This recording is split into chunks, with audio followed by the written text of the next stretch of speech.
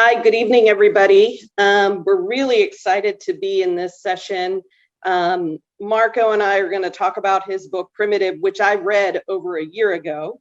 So I'm really excited to do this with Marco. I've known him for a long, long time. Marco, why don't we just jump right in? You chose primitive. The title is a loaded word. Sometimes it can be negative. Some people might not understand why you chose that as your title. Can you tell us what it means to you? Well, Falguni, as you know, it's definitely a provocative word. And as you said, a loaded one. But I mean it in the most positive, pure sense, the most original, creative, natural sense. You know, in the workforce, we've been taught to suppress that childlike wonder. Kids, researchers tell us, ask hundreds of questions when they're 4, 5, 6 years old. When they become teenagers, guess what? It comes down to like 2, 3, or 4. So that innate sense, that intuition, that instinct we've somehow buried. Now, you know, we both live in New York City. And in New York City, there's a custom of jaywalking. We don't wait until the light turns green. We instinctively jump ahead. But a lot of people in the workforce, whether they are entrepreneurs or in corporate settings, again, do what they, quote, should do or must do rather than what they want to do. I'll give you one illustration that I learned from toiling in the cubicles at the world's largest PR firm, Burson Marsteller. I had a colleague named Mike Clays who I interviewed for the book, and we have a lot of research and over 60 interviews and many anecdotes and a little memoir sprinkled in. And Mike referred to himself as a hunter. He said he was bringing in a whale of a client for the other colleagues who are more farmers. He didn't fill out timesheets. His office looked like a tornado hit it.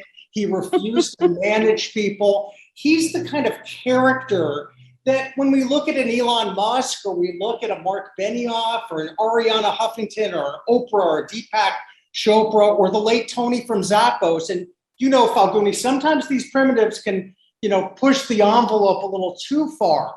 Yes. But when they're evolved, when they tap that primal drive, they truly can become breakout successes, both in their own professional careers and also for their organizations.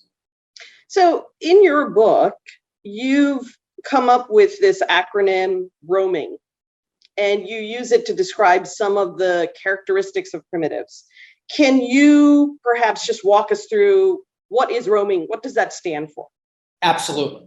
I wanted to have an acronym that was tangible, that was both prescriptive and descriptive, that harkened back to tens of thousands of years ago in our primitive brain, which is nimble and quick and doesn't overthink, but also convey this, the modern era in the phone and roaming. So I'll go quickly through the acronym. Deliberately, we're doing this in primitive primal style. We don't even have slides. We're using the human voice. R is for relentless. And as you know, Falguni, it doesn't just mean working hard or even, quote, working smart. A lot of people just chase their tail. Instead, for primitives, they don't lose sight of the big target, right? It's their independence. It's making a big impact. Sure, it's getting paid well, but it's also having fun. Dare we say, fun in the workplace, and they have it when they're doing it. O is oppositional. So many of us are on conference calls where people are just saying, hey, good point, Sue, or Chris really nailed it. But imagine the courage that it takes to say, I respectfully disagree. And I know over your career, my career, Falguni, we've had the courage to be oppositional and not surround ourselves with yes people, because we know what happens when that occurs in an organization. It usually heads south quickly. A is for agnostic. We can't just be stuck in our silo. We can't just be stuck in our specialty. Think people of the radiologists who might be put out of business by machine learning and AI. So we literally have to roam from field to field and have that curiosity. M, I'm going to get back to in a sec, but it stands for messianic. Talk about a loaded word. You don't have to be religious to love it. It's from the word Messiah. And I had a former boss that said breakout success is really for those who are willing to be messianic, see their work as a divine calling. I is insecure. And I heard another panelist a few minutes ago say, be able to say what you don't know. Unfortunately, the mantra that it's all good has overtaken both the startup scene, the Fortune 500 scene, and everything in between. And I think we need the courage to be able to say, hey, I don't know the answer to that, or I am a little anxious that that client's going to stay with us, rather than the false bravado. So again, primitives come in all shapes, sizes, genders, religions, colors, etc. But they do have that embracing insecurity as a flame to keep us going. And I'm down to the last two, so bear with me. N is nuts, which is, yes, you heard right, the good kind of crazy. Being more out there, being sometimes eccentric, being ready to say, hey, like Jobs, the ultimate primitive, it's time that we think different. Others might think we're crazy, but a lot of that craziness leads to incredible positive change. G is for gallant, which is basically caring about the other. It's not all about us, people. It's also about being responsible, being noble, yes. Really getting away from just the employee handbook and what the best practices are. And all these kind of things on the other side of the ledger of Civilized. They dot the I's, they check the T's. They are very immersed in methodology. They're measured, they're grounded. We need a balance in our organizations and in our own lives. And what the book is arguing at a real fundamental level is that pendulum is swung way too far in the civilized direction. And it's time we again learn or unlearn what we've been taught and really get in touch with those primal instincts.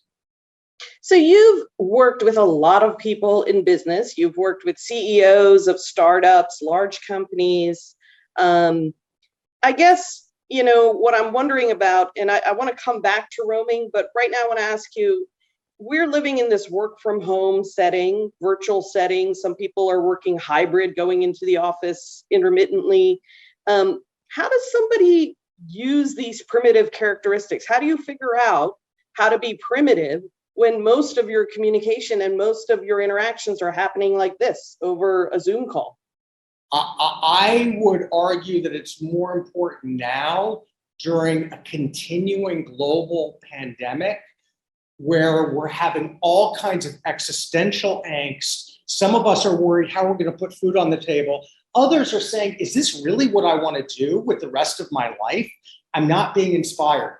So in that sense, it's hyper useful for your own self-motivation, for your own collaboration with colleagues, for your own job satisfaction and your company performance to really tap into that. And I'll pick three quick ways very, very quickly. One is, yes, let's be a little more insecure and not think that our colleagues over Zoom are mind readers.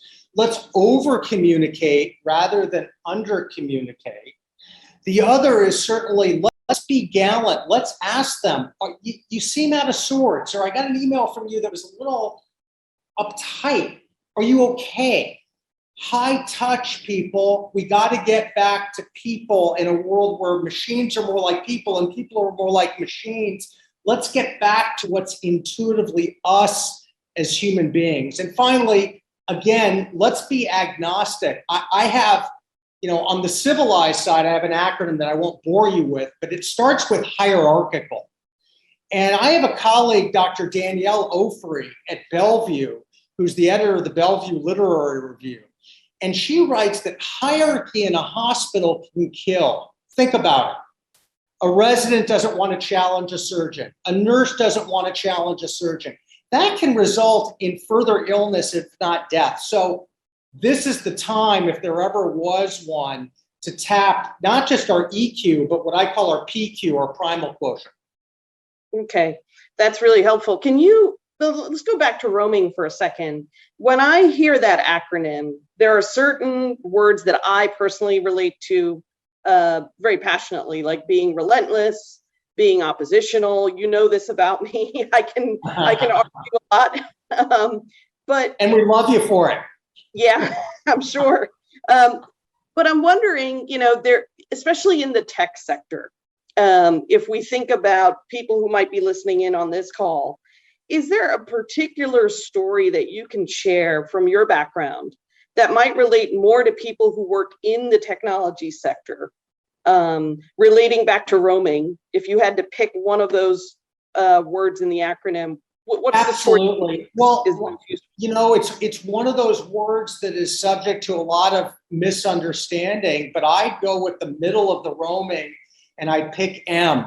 Falguni, you know this, but I lost a dear friend on 9/11 who was the CTO and co-founder of Akamai Technologies. Many of our friends in India know the company. There's a strong workforce within India that makes incredible contributions day after day to Akamai Technology in content distributions, et cetera, et cetera. Tragically, first person killed on 9/11. He gets checks on all the boxes. The messianic, though, Danny stepped back and said, you know what? I want to make the worldwide wait. He said that, referring to the internet back in 98, as a thing of the past. And that was his divine purpose. He saw it as more important than anything else. So again, in the technology space, if you want to be a disruptor, you really have to see yourself as on a very special calling to do that. Finally, one current client that really embodies that and kind of marries technology and research and healthcare is Dr. Ali Rezai. He's featured in my book. He is one of the poster children for messianic. And part of that is his ability to say, I don't just want to cure Parkinson's. I want to solve the unsolvable and go after Alzheimer's and go after addiction. He was featured recently in the front page of the Washington Post for putting a brain implant inside an opioid addict's brain as the last resort to stop addiction. So some people think he's too intense. Some people think he's too demanding. Some people think you can never make him happy. But friends, let's reframe when we're dealing with these certain archetypes and say, you know what? He's just on a special mission. And it's more than being a missionary, and he's certainly not a mercenary, other terms that we hear. He's messianic about what he wants to accomplish for his organization to make the lives of others better. So you're talking about people who are bold, who are instinctively doing things that are very different from other people, who are not necessarily being bureaucratic in the ways that most companies teach us to be. What can you share with us? Perhaps, pick another letter from your acronym. Is there another story you can share? I'll just give you a little bit of backdrop here. When I read the book, I love. Yeah, let me turn the tables and ask you. You've been applying it, Falguni. You're one of my fans. How has it worked for you? I know when you saw it first, you were taken aback at that primitive notion, like, yes. Hey, are you sure you want to call your book that? I kind of reacted to the title and wasn't quite sure where you were going with it. But then as I read the book, and I read it in 2 days, it was so fast. It was really engaging. I think about this. I've just joined Microsoft. I'm a new employee, only 10 weeks in, and I've done this switch in the middle of the pandemic in a virtual setting. And my instinct, when you change jobs, you walk into a new building, you admire the architecture, you have a new commute to work, you're meeting people in the hallway, you're meeting people next to your cubicle or your office, you're bumping into people, you're grabbing coffee and lunch. Well, when you're working virtually, all that sensory input is gone. And that's something very primal that we want, right? People need that for energy. They need to read people's body language. They need to connect with their colleagues. And I'm missing all of that. So I've made it my own mission to relentlessly connect with my colleagues, even if they don't know me. I make it a point to reach out to 4 or 5 people who I don't directly work with inside the company and introduce myself. It's an awkward thing for some people, but I've now figured out that I enjoy this. I enjoy getting out there and just introducing myself. And you're being a hunter, right? You're hunting for those very human connections rather than being a passive fisher person or even a farmer, right? The whole office construct is still relatively recent. I'm not an anthropologist, but we're back in our collective caves. And I think also being out there and seeing this spectrum of primitive and civilized. I'm a bit of a mutt. I'm skew primitive, but I'm kind of in between. And finding your quote foil. So when you're getting an organization as big and as impressive as Microsoft, you could see, hey, maybe this person's a little more civilized, but they can help me stay on the rails when I have like a really far out idea. So hopefully that's the big idea, that people can really maximize their own careers and take their organization also to a new and better place. Yep, I fully agree with that. Hey, Marco, we're getting some questions, so why don't we just start taking them? Awesome. Here's a question that's come in. Although bureaucratic processes stifle creativity and discourage risk-taking, it also works for some companies that need structure and fixed processes. So I can totally understand where this person is coming from. I worked in financial services, and it's a very structured, processed kind of industry. So the question here is, how can organizations maintain a safe balance between pursuing curiosity and not getting lost? Absolutely. The key word there is balance. These two traits, the civilized trait and the primitive trait, need not be mutually exclusive, right? In some organizations, people really are able to, again, find the yin yang, find what's complementary. I sat down with Alex Conrad, the tech editor of Forbes. Some of you might read him. And he said, hey, look, Mark Benioff at Salesforce, in your book, he's a total primitive. And literally, he's in my book. But guess what? His co-founder, Parker Harris, he's the one that reads the fine print.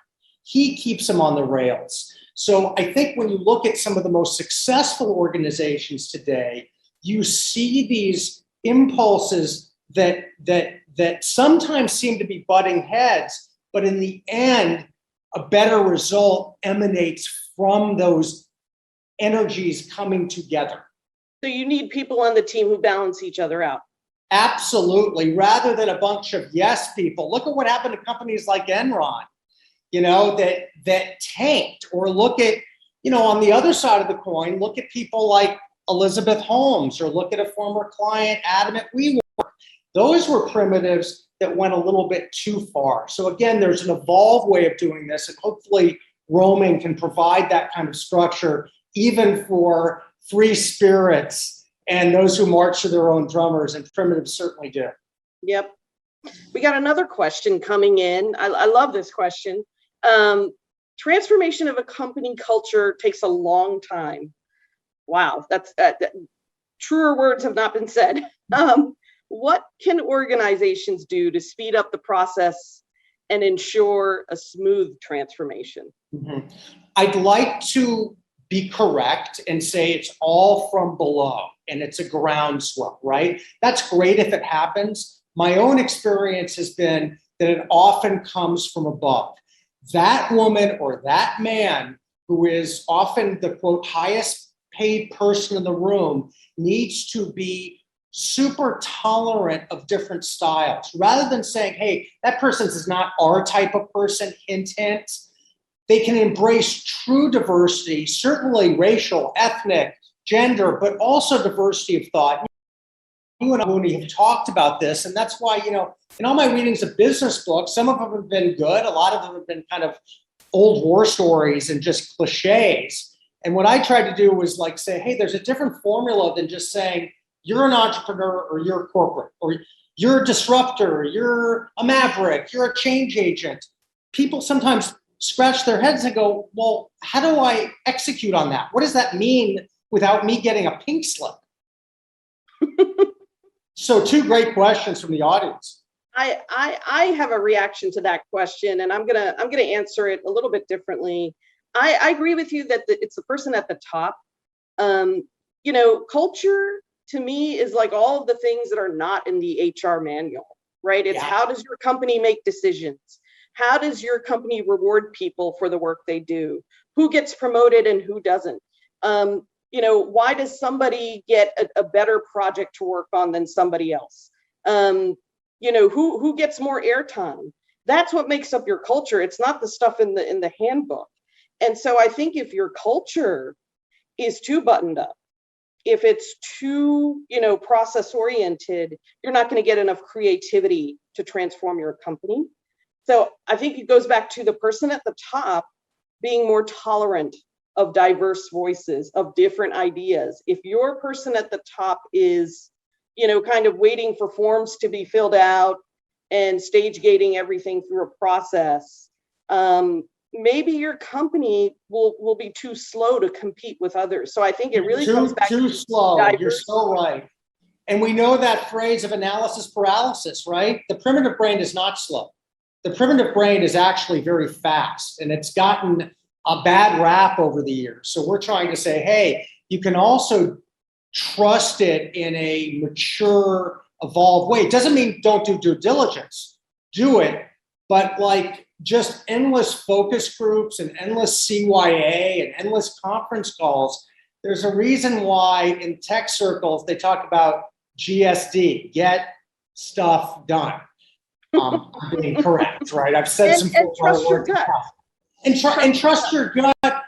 But it's also the problem I have, and now I'll be opposition with you. The problem I have with trust your gut is that it oversimplifies what we're talking about, that it's actually something so prehistoric, wired in us, that we need to flip that switch back on and say, we can do this, and we don't have to engage in what the late behavioral therapist Albert Ellis called mustibation.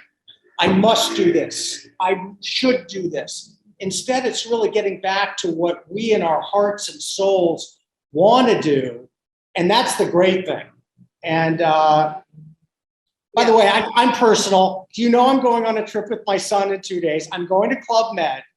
I haven't been to a Club Med in 30 years. But one of the reasons I'm doing it is because I still remember growing up in the 1970s in Southern California, that tagline that Club Med is an antidote to civilization. And I think when we're all getting inundated by this all the time, there's no time to think, people. So this is an opportunity to think. By the way, my son is also a javelin thrower. Shout out to India for the gold medal in javelin. Wow. It's an inspiration to all of us. Your javelin thrower show. That's awesome. All right. So why don't we close this off with just a few practical tips and examples of how people can tap into their primitive brain. This is the last question I see coming in. Any just quick words of advice here? Absolutely. If you feel that you've been too cautious in your career or within your job, you're probably right. It's time to take off the blinders. It's time to take a few calculated risks. Go through the acronym of roaming. My sister did that, and she's one of the most civilized people I know. And she picked out too. She goes, maybe I should be more gallant in terms of giving back to others. And, maybe I should be more relentless in not losing sight of that big target that I want in both my professional and personal lives. Great. Thanks so much, Marco. This has been so much fun to do with you.